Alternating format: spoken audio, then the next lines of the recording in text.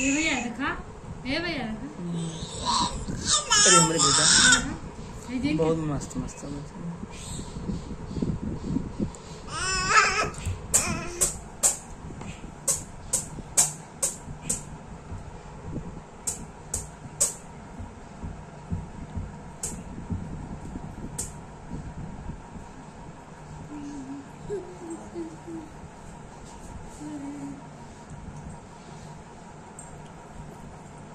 निदिया आजा, निदिया आजा। हाँ जल्दी हे शोना